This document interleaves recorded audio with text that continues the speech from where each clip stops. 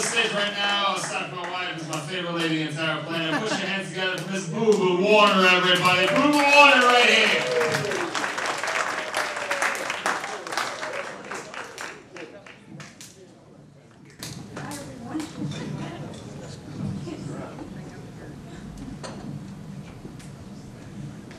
Hi, I'm from Arkansas. And I love my home state of Arkansas, even though it's a pretty poor state. But there's nothing to do in Arkansas. There's nothing. And on a beautiful night like this in Arkansas, the golf course greens have more action than the Motel 6. I'm not kidding. And I should know because I got pregnant on the 15th hole.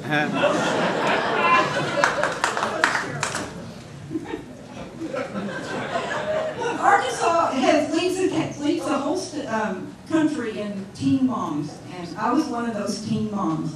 I was a very young teen mom.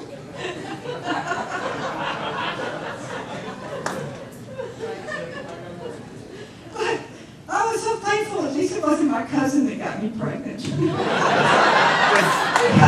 I did have two cousins that had to get married. It was awful. Nowadays they glamorize being a young mom so much, and anyone who's a mom here knows that being a mom is not like the TV sitcom of TV reality show. It's like a movie, and it's like Groundhog Day. Every freaking day is the same. Feed the baby, change the diapers. Feed the baby, change the diapers.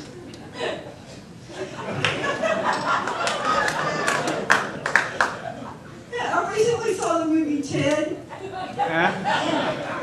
I love that movie, and it made me think back when I heard the term Thunder Buddies, because my daughter and I, we were very close in age, and we were like the original Thunder Buddies. And if it would storm out, I was still afraid of the dark, actually.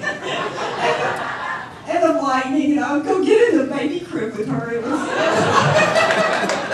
pretty crowded in there with it. And back then, I heard the word tough love, and I thought, maybe I was kind of confused. I didn't really understand what tough love is, but I thought I had to do tough love with my daughter. And so I set these, strict rules that she was not allowed to play with Barbie. She had to be Skipper. Barbie's little sister, I got to be Barbie. It's my house, I'm Barbie. When she learned algebra when she was in junior high school, I was still in my 20s, and so we had this deal that I told her if she'd teach me math, I would teach her how to drive. And finally, when I finally got a good job, I finally got a decent car I could teach her how to drive in. And the reason I took the job is because it offered a car. And I was the manager of Baskin Robbins. And the car that came with the job was a white Ford Pinto station wagon. And it had these great big brown and pink polka dots all over it. And I was so embarrassed driving that car. I put the visor over here and hang things down so nobody could see who was driving it.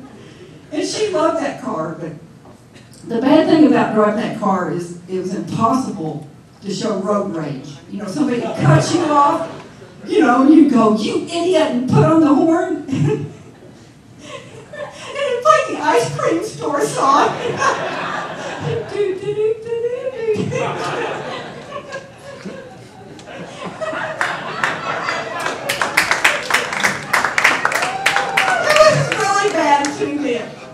I have OCD really bad. I was born with OCD. I can't help it. I just was.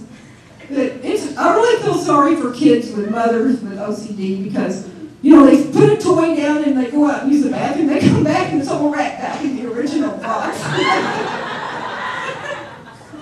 And they never can show any expressive stuff because if you're a mother with OCD, you never buy Play-Doh or paints. I mean, what your kids get for Christmas and birthday, you get a little vacuum cleaner or the day of the week underwear,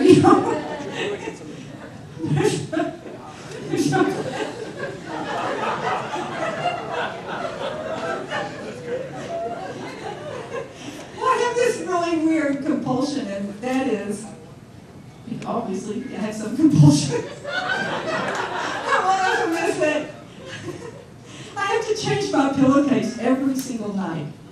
And I've done that since I was 9 years old. I just can't sleep if I don't have a clean pillowcase on my pillow. And I was thinking the other day, I was watching TV, and I thought, you know, I think I've changed more bed linen than the hotel that puts up the cast of Jersey Shore. And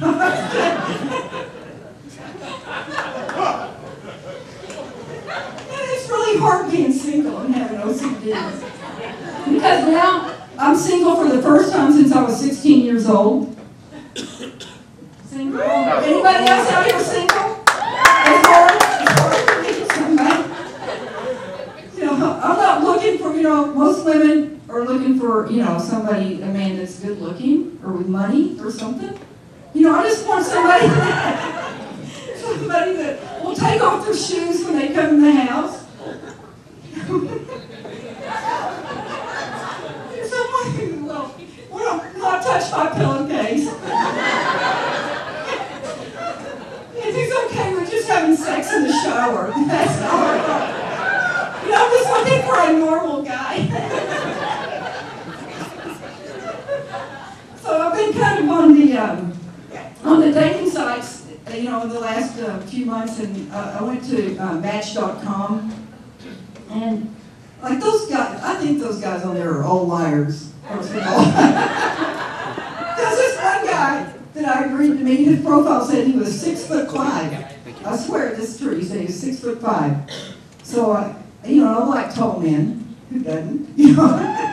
So, anyway, even though I was a little too tall. Anyway, so I decided to meet him at a Starbucks. I didn't even recognize him. He came in, he was short.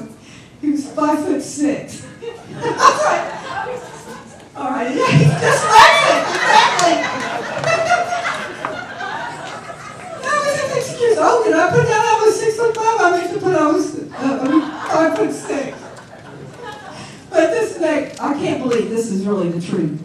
The other day, I met someone from Match at the Starbucks on Gateway, and he seemed very nice. And when we were leaving, I walked him back out the car. I swear, this is true. The bumper sticker on the back of his car said, "Caution, driver masturbating."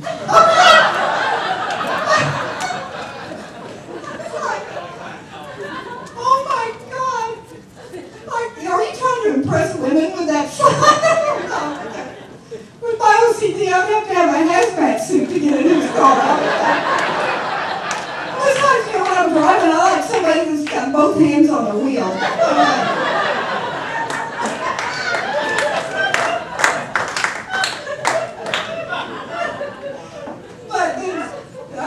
So I forgot about him, but I decided to. I've had a couple of dates with somebody else, and he invited me over last weekend to his house. He said he wanted to show me 50 Shades of Grey, you know. So I read that book. So I was really curious, 50 Shades of Grey, and he was right. I went over there. There were 50 Shades of Grey. He had gray walls. He had a gray leisure suit. And he had, his gray hair was in the sink drain. I go, you know what? I'm out of here. And I'm out.